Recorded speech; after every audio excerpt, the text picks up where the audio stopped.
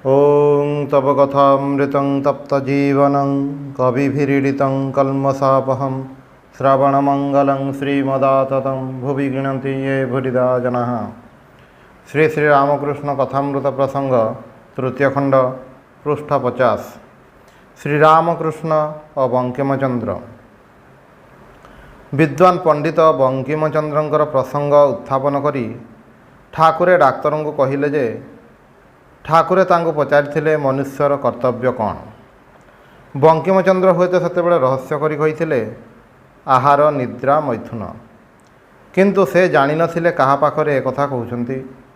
पंडित एवं समाजर विशिष्ट व्यक्ति बोली जे तांको संभ्रमरे कथबार्ता करिवे, ठाकुरे सेभଳି पात्र नथिले। ए सब कथबार्ता शुणी ठाकुरंकर घृणा हैला।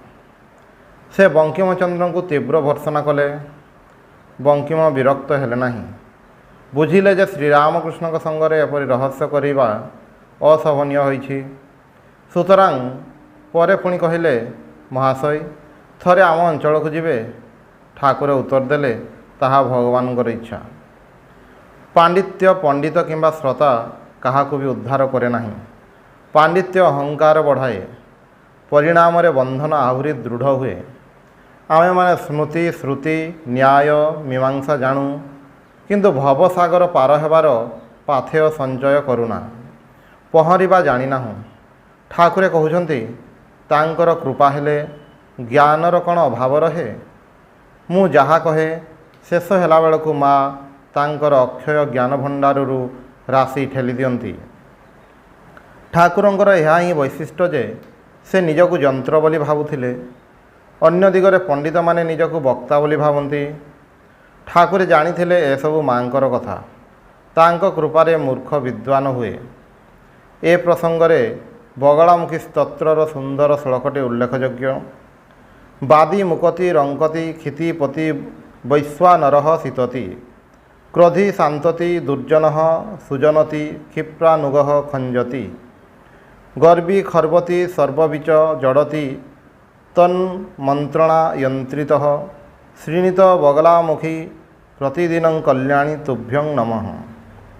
कहउछंती तांकरी इच्छारे बाचाड़ मुक हो जाए, राजा भिकारी हुए, ताप दहनकारी अग्नि शीतल हुए, महाक्रोधी शांत हो जाए, दुर्जन सुजन हुए, वेगवान व्यक्ति खंज हुए एवं सर्वज्ञ जड़ हो जाए।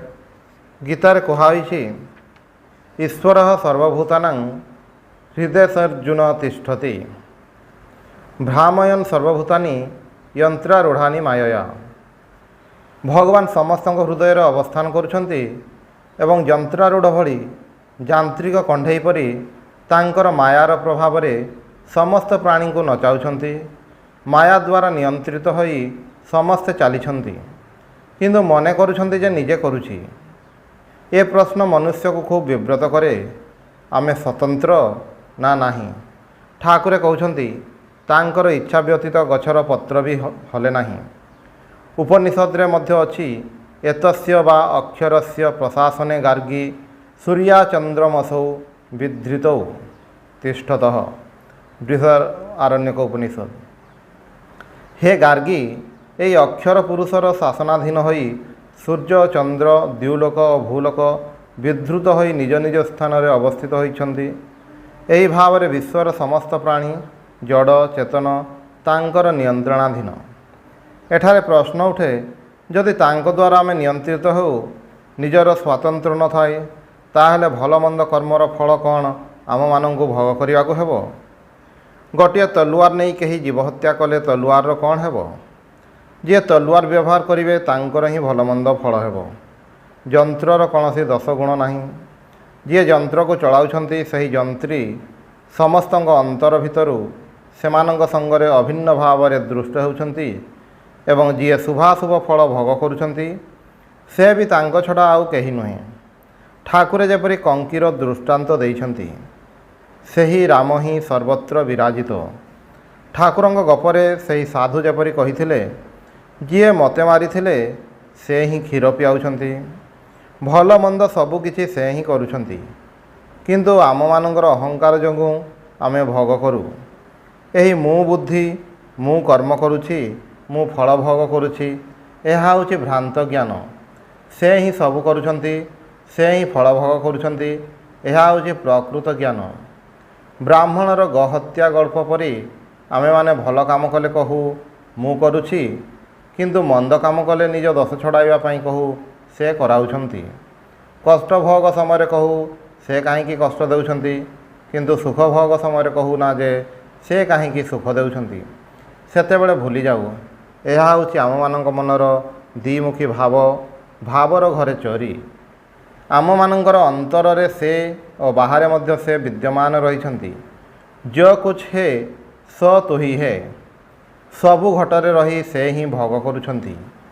ଠାକୁରେ ନିଜର ସାଧନ ଅବସ୍ଥାର ଅନୁଭବର କଥା ଅଳ୍ପ ଉଲ୍ଲେଖ କଲେ। ହଠାତ୍ ଏସବୁ କଥା କହିବାର ତାତ୍ପର୍ଯ୍ୟ ମନେ ହୁଏ ଡାକ୍ତର ସରକାରଙ୍କୁ କୃପା କରି ଯେପରି ତାଙ୍କ ପୂର୍ବାବସ୍ଥାର କଥା ଜଣାଉଛନ୍ତି, ଯେପରି ତାଙ୍କର ଜ୍ଞାନ ଭଣ୍ଡାରରେ ଏହି ବିଷୟରେ କିଛି ତଥ୍ୟ ସଞ୍ଚିତ ହୁଏ। ଡାକ୍ତରଙ୍କର ବୈଜ୍ଞାନିକ ମନ ଓ ପ୍ରତ୍ୟକ୍ଷ ଓ ଅନୁମାନ ଛଡ଼ା ଅନ୍ୟ କିଛି ମାନେ ନାହିଁ। ଏସବୁ ଆଧ୍ୟାତ୍ମିକ ଅନୁଭୂତିର ବିଷୟ ତାଙ୍କ ପାଖରେ ରହସ୍ୟାବୃତ। ସୁତରାଂ ଠାକୁରେ ଏଗୁଡ଼ିକର ଉଲ୍ଲେଖ କରି ଡାକ୍ତରଙ୍କ ମଧ୍ୟରେ ନୂତନ ତଥ୍ୟ ପ୍ରବେଶ କରାଇ ଦେଉଛନ୍ତି, ଯାହାର ସନ୍ଧାନ ସେ ପାଇନାହାନ୍ତି। ଈଶ୍ୱର ସମସ୍ତଙ୍କୁ ଯନ୍ତ୍ରାରୂଢ଼ ପରି ଚଳାଉଛନ୍ତି। ପୂର୍ବର ସେହି ପ୍ରସଙ୍ଗ ଏହି ପରିଚ୍ଛେଦରେ ମଧ୍ୟ ଚାଲିଛି। ଶ୍ରୀରାମକୃଷ୍ଣ କହୁଛନ୍ତି, ମୁଁ ତ ମୂର୍ଖ, ମୁଁ କିଛି ଜାଣେ ନାହିଁ। ତେବେ ଏସବୁ କିଏ କହେ? ମୁଁ କହେ, ମା, ମୁଁ ଯନ୍ତ୍ର, ତୁମେ ଯନ୍ତ୍ରୀ। ଯେପରି କୁହାଅ ସେପରି କହେ। ଈଶ୍ୱରୀୟ ଶକ୍ତି ପାଖରେ ମନୁଷ୍ୟ ନଡ଼ାକୁଡ଼ା ଭଳି ତୁଚ୍ଛ। ଗୀତାରେ ଶ୍ରୀକୃଷ୍ଣ ଅର୍ଜୁନଙ୍କୁ ଦେଖାଇଦେଲେ ଯେ ତାଙ୍କର ଇଚ୍ଛାରେ ସବୁ ଚାଲିଛି। ଦୈବ ନିୟନ୍ତ୍ରଣରେ ସବୁ ଘଟୁଛି ନା ମନୁଷ୍ୟର ସ୍ୱାଧୀନ ଇଚ୍ଛା ଅଛି? ଦର୍ଶନ ଶାସ୍ତ୍ରରେ ଏ ବିଷୟରେ ପ୍ରବଳ ତର୍କ ଅଛି। ନାନା ଲୋକଙ୍କର ନାନା ବ୍ୟାଖ୍ୟା ମତବାଦ ଅଛି। ଠାକୁରେ ଏ ସମ୍ବନ୍ଧରେ କହୁଛନ୍ତି, ଯେତେ କ୍ଷଣ ଆମେ ତାଙ୍କ ଇଚ୍ଛା ଜାଣିନପାରୁ ଆମମାନଙ୍କର କର୍ତ୍ତୃତ୍ୱ ବୁଦ୍ଧି ଥାଏ, ସେତେ କ୍ଷଣ ମନେ କରୁ ଯେ ଆମେମାନେ କରୁଛୁ। ସେହି କର୍ତ୍ତୃତ୍ୱ ବୁଦ୍ଧି ଅଜ୍ଞାନରୁ ସୃଷ୍ଟି।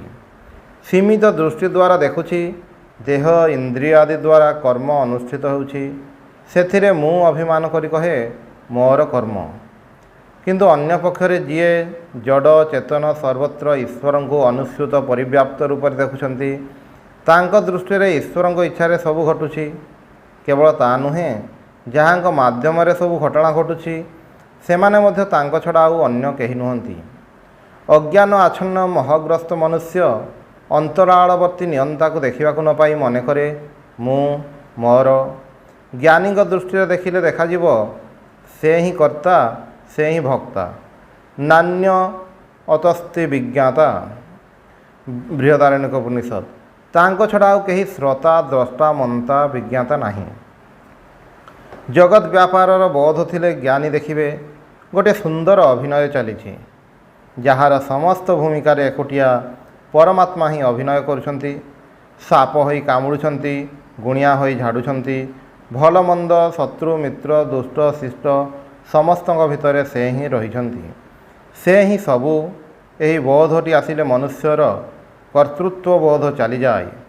ଭଗବାନଙ୍କ ଉପରେ ଏପରି ଦୋଷାରୋପ ଆସେ ନାହିଁ ଯେ ସେ ଗୋଟିଏ ଦୁଃଖମୟ ସଂସାର ସୃଷ୍ଟି କରିଛନ୍ତି, ଯେଉଁ ଦୁଃଖ ସାଗରରେ ଆମେମାନେ ଉବୁଟୁବୁ ହେଉଛୁ। ଏହି ଆମେମାନେ କିଏ? ତାଙ୍କ ଛଡ଼ା ଆଉ କେହି ଅଛି କି? ମହାଚ୍ଛନ୍ନ ମନୁଷ୍ୟ ଭଗବାନଙ୍କ ଠାରୁ ନିଜକୁ ପୃଥକ୍ ବୋଧ କରି ନିଜକୁ ସୁଖୀ ବା ଦୁଃଖୀ ମନେ କରୁଛି ଏବଂ ଏସବୁର ନିୟନ୍ତା ଭାବରେ ଈଶ୍ୱରଙ୍କୁ କଳ୍ପନା କରି ଦୋଷାରୋପ କରୁଛି।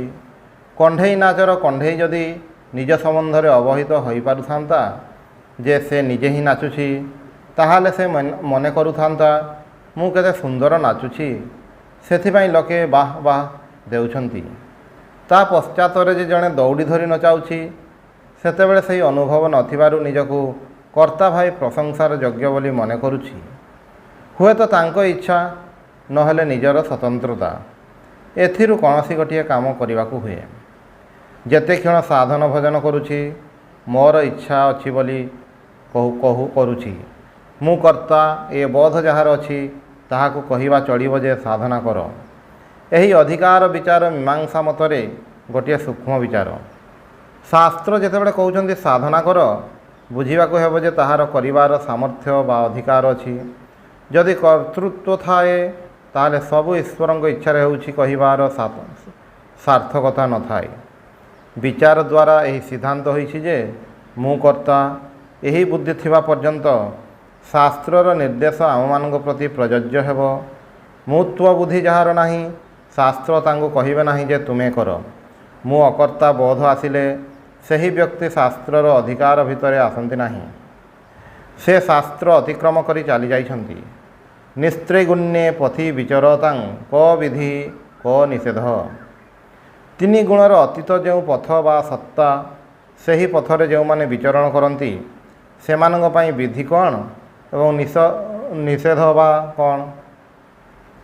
ସୁତରାଂ ବିଧି ନିଷେଧ ସେତେଦିନ ପ୍ରଯୁଜ୍ୟ ଯେତେଦିନ ଗୁଣର ଅଧିକାରରେ ମନୁଷ୍ୟ ଅଛି। ଅର୍ଥାତ୍ କର୍ତ୍ତୃତ୍ୱ ବୁଦ୍ଧି ଅତିକ୍ରମ କରିଗଲେ ତାହା ଉପରେ ଶାସ୍ତ୍ରର ଅଧିକାର ନଥାଏ। ସେ ସେତେବେଳେ ଯାହା କିଛି କରେ ସବୁକିଛି ତା'ର ମନେ ହୁଏ ଯେ ଈଶ୍ୱରଙ୍କ ଇଚ୍ଛାରେ ହେଉଛି। ମୁଁ ସ୍ୱତନ୍ତ୍ର ଏ ବୋଧ କିପରି ନଷ୍ଟ ହୁଏ? ପ୍ରଥମ, ମୁଁ କର୍ତ୍ତୃତ୍ୱ ଶୂନ୍ୟ ନିଷ୍କ୍ରିୟ ଆତ୍ମା, ଏହା ଭାବିବା ଦ୍ୱାରା, ଏବଂ ଦ୍ୱିତୀୟ, ଈଶ୍ୱରଙ୍କ ଇଚ୍ଛାରେ ସବୁକିଛି ହେଉଛି ଏହି ବୁଦ୍ଧି କରିବା ଦ୍ୱାରା। ଯେପରି ଭକ୍ତ ଭାବନ୍ତି ତାଙ୍କ ଇଚ୍ଛା ବ୍ୟତୀତ ପତ୍ରଟିଏ ବି ହଲେ ନାହିଁ। ଏହି ଦୁଇଟି ଉପାୟ ମଧ୍ୟରୁ ଯେକୌଣସି ଗୋଟିଏ ଉପାୟରେ ଯଦି କାହାର କର୍ତ୍ତୃତ୍ୱ ବୁଦ୍ଧି ଚାଲିଯାଏ ସେ ସେତେବେଳେ ତିନି ଗୁଣର ଅତୀତ ଅବସ୍ଥା ପ୍ରାପ୍ତ ହୁଅନ୍ତି। ସ୍ୱାଧୀନ ଇଚ୍ଛା ଅଛି ନା ଇଚ୍ଛା ପରତନ୍ତ୍ର, ଏହି ବିଷୟଟି ବିଚାର କରିବାକୁ ଯାଇ ଭିନ୍ନ ଭିନ୍ନ ଦୁଇଟି ବସ୍ତୁକୁ ମିଶାଇ ଦେଇ ଆମେମାନେ ବିଭ୍ରାନ୍ତ ହେଉ। ସ୍ୱାଧୀନ ଇଚ୍ଛା ଅଛି ବୋଲି ଯେତେବେଳେ କହୁ, ବୁଝିବାକୁ ହେବ ଆମେ ଯେଉଁ ସ୍ତରରେ ରହିଛୁ ସେଠାରେ କର୍ତ୍ତୃତ୍ୱ ବୋଧ ଅଛି। ଈଶ୍ୱର ଅନୁଭୂତି ହେଲେ ମୁଁ କରୁଛି ଏ ବୋଧ ନଥାଏ।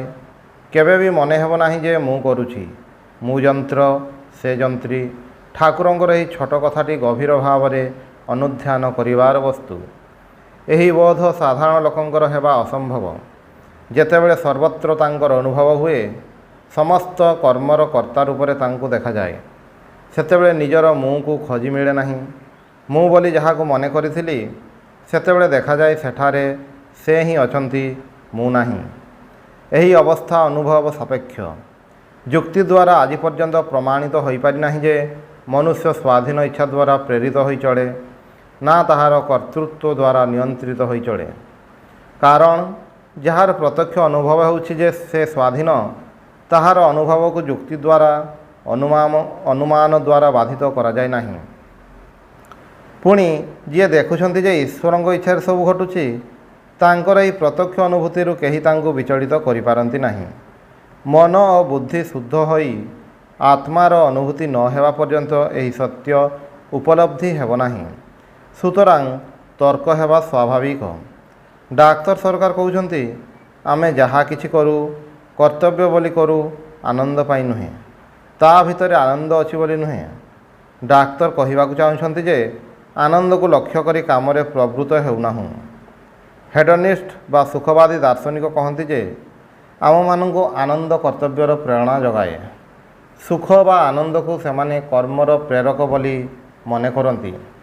କେହି କେହି ବିପରୀତ ଯୁକ୍ତି ଦିଅନ୍ତି ଯେ ଆନନ୍ଦ ଲକ୍ଷ୍ୟ ନୁହେଁ। ଏହିସବୁ ବିଚାରର ସିଦ୍ଧାନ୍ତ କ'ଣ ହେବ? ମଣିଷ ନିଜର ପ୍ରବଣତା ଅନୁସାରେ ଗୋଟିଏ ବା ଅନ୍ୟଟିକୁ ପସନ୍ଦ କରେ। ଏହାର ମଝାମଝି ଗୋଟିଏ କଥା ଅଛି। ଠାକୁର ମଧ୍ୟ କହିଛନ୍ତି ସମ୍ପୂର୍ଣ୍ଣ ସ୍ୱାଧୀନ ନହେଲେ ମଧ୍ୟ ମନୁଷ୍ୟକୁ ଅଳ୍ପ ସ୍ୱାଧୀନ ଇଚ୍ଛା ସେ ଦେଇଛନ୍ତି। ସେହି ଅନୁସାରେ ସେ କାମ କରେ, କିନ୍ତୁ ଯାହା ଇଚ୍ଛା ତାହା କରିପାରେ ନାହିଁ। ଠାକୁର ଏହି ଦୃଷ୍ଟାନ୍ତ ଅନ୍ୟତ୍ର ଦେଇଛନ୍ତି। ସେ ଏକଥା ମଧ୍ୟ କହିଛନ୍ତି ଯେ ମାଲିକର ଇଚ୍ଛା ହେଲେ ଦଉଡ଼ିଟା ଆଉ ଟିକିଏ ଲମ୍ବା କରିଦେଇପାରନ୍ତି, ଅର୍ଥାତ୍ ସ୍ୱାଧୀନତାର ସୀମା ବଢ଼ାଇ ପାରନ୍ତି, କିନ୍ତୁ ନିୟନ୍ତ୍ରଣ ରହିଛି। ଆପେକ୍ଷିକ ଭାବରେ ସ୍ୱାଧୀନତାର କଥା କୁହାହେଲା, ପୂର୍ଣ୍ଣ ସ୍ୱାଧୀନତା ଅଛି ନା ନାହିଁ ଏ କଥା କୁହାହେଲା ନାହିଁ। କର୍ତ୍ତୁମ୍ ଅକର୍ତ୍ତୁମ୍ ଅନ୍ୟଥା ବା କର୍ତ୍ତୁମ୍ ସମର୍ଥଃ। ଶେଷରେ ବିଚାର ପରେ ମାଷ୍ଟର ମହାଶୟ ସ୍ୱଗତ କହୁଛନ୍ତି, ପରେ ଆନନ୍ଦ ହୁଏ କିମ୍ବା ସଙ୍ଗେ ସଙ୍ଗେ କାହାର ମନରେ ଆନନ୍ଦ ହୁଏ କହିବା କଠିନ। ଆନନ୍ଦର ପ୍ରଭାବରେ କାର୍ଯ୍ୟ ହେଲେ ସ୍ୱାଧୀନ ଇଚ୍ଛା କେଉଁଠି ରହିଲା? ଅର୍ଥାତ୍ ଆନନ୍ଦବାଦୀମାନଙ୍କର ମତ ସ୍ୱତନ୍ତ୍ରତା ରକ୍ଷା ହେଲା ନାହିଁ। ଆନନ୍ଦ ଦ୍ୱାରା ତାଙ୍କର କର୍ମ ନିୟନ୍ତ୍ରିତ ହେଲା। ସେହି ଆନନ୍ଦକୁ ଈଶ୍ୱର ସ୍ୱରୂପ ଧରି ନେଲେ ଦେଖାଯାଏ ତାଙ୍କର ଇଚ୍ଛାରେ ସବୁ ହେଉଛି। ଶ୍ରୀରାମକୃଷ୍ଣଙ୍କର ସିଦ୍ଧାନ୍ତ ଠିକ୍ ଏହିପରି। ଖୁଣ୍ଟିରେ ବନ୍ଧା ଗରୁର କଥା ଆପେକ୍ଷିକ ଭାବରେ ବୁଝାଇବା ପାଇଁ କହିଛନ୍ତି। ନିୟନ୍ତ୍ରଣ ଭିତରେ ମଧ୍ୟ କିଛିଟା ସ୍ୱାଧୀନତା ଅଛି, ନହେଲେ ଧର୍ମ ଉପଦେଶ କାହାକୁ କରାହେବ? ଉପଦେଶ ଶୁଣି କେହି କାମ କରିପାରେ? ସୁତରାଂ ଶାସ୍ତ୍ର ଉପଦେଶ ଦେଉଛନ୍ତି। ଡାକ୍ତର ପ୍ରଥମେ ଠାକୁରଙ୍କୁ କହିଥିଲେ, ତୁମେ ବକ୍ ବକ୍ କରି ମରୁଛ କାହିଁକି? ଠାକୁରଙ୍କ ଉତ୍ତରଟି ଭାରି ସୁନ୍ଦର। ଠାକୁରେ କହିଲେ, କିଏ କହିଲା ମୁଁ ବକ୍ ବକ୍ କରି ମରୁଛି? ମୁଁ ଯନ୍ତ୍ର। ଯିଏ ଚଳାଉଛନ୍ତି ଦାୟିତ୍ୱ ତାଙ୍କର, ଯନ୍ତ୍ରର ନୁହେଁ। ପ୍ରସଙ୍ଗକ୍ରମେ ଡାକ୍ତରୀ କର୍ମର କଥା ଉଠିଲା। ଏହି ବିଷୟରେ ଠାକୁରେ କହୁଛନ୍ତି, ଯଦି ଟଙ୍କା ନ ନେଇ ପରର ଦୁଃଖ ଦେଖି ଦୟାକରି କେହି ଚିକିତ୍ସା କରେ ତେବେ ସେ ମହତ୍, କର୍ମଟି ମଧ୍ୟ ମହତ୍। ଡାକ୍ତରୀ କାମରେ ନିଃସ୍ୱାର୍ଥ ଭାବରେ ଯଦି ଅନ୍ୟର ଉପକାର କରାହୁଏ ତାହେଲେ ଖୁବ୍ ଭଲ। ମନୁଷ୍ୟ ବିପଦରେ ପଡ଼ିଛି, ଡାକ୍ତର ତାଙ୍କୁ ଚାପ ଦେଇ ଅର୍ଥ ଉପାର୍ଜନ କରେ। ଏହି ଭାବରେ ଉପାର୍ଜିତ ଅନ୍ନ ଅଶୁଦ୍ଧ, ସେଥିପାଇଁ ଠାକୁରେ ତାହା ଗ୍ରହଣ କରିପାରୁନଥିଲେ। ତେବେ ସମସ୍ତଙ୍କ ସମ୍ବନ୍ଧରେ ଏକଥା ପ୍ରଯୁଜ୍ୟ ନୁହେଁ। ଠାକୁରେ କହୁଛନ୍ତି, ଯେଉଁମାନେ ସେବା ବୁଦ୍ଧିରେ ଏହି କାମ କରନ୍ତି ସେମାନଙ୍କର କାମ ମହତ୍। ବସ୍ତୁତଃ ସ୍ୱାର୍ଥ ବୁଦ୍ଧି ପ୍ରଣୋଦିତ ହୋଇ ଯେଉଁ କାର୍ଯ୍ୟ କରାହୁଏ ତାହା ନୀଚ କାର୍ଯ୍ୟ। ଅନ୍ୟର କଲ୍ୟାଣ ପାଇଁ ନିଃସ୍ୱାର୍ଥ ଭାବରେ କରାହେଲେ ତାହା ଉତ୍ତମ କାର୍ଯ୍ୟ ହୁଏ। ସଂସାରରେ କୌଣସି କାମର ଉଚ୍ଚ ନୀଚ ଭଲମନ୍ଦ ବିଚାର କରିବା ପାଇଁ ଏହା ହେଉଛି କଷଟି ପଥର। ଡାକ୍ତର ମନୁଷ୍ୟ ଛଡ଼ା ଅନ୍ୟାନ୍ୟ ଜୀବସେବାର ପ୍ରସଙ୍ଗ ଉତ୍ଥାପନ କରିବାରୁ ଠାକୁରେ କହିଲେ, ଜୀବଙ୍କୁ ଖୁଆଇବା ସାଧୁଙ୍କ କାମ। ଏହାର ଭାବ ହେଉଛି ନିଃସ୍ୱାର୍ଥ ଭାବରେ ଜୀବର କଲ୍ୟାଣକର କାମ ହେଉଛି ଶ୍ରେଷ୍ଠ। ଓଂ ନିରଞ୍ଜନମ୍ ନିତ୍ୟମନନ୍ତରୂପମ୍ ଭକ୍ତାନୁକମ୍ପାଦିତବିଗ୍ରହଂ ବୈ ଈଶାବତାରಂ ପରମେଶମିଡ୍ୟଂ तं ରାମକୃଷ୍ଣଂ ଶିରସା ନମାମି।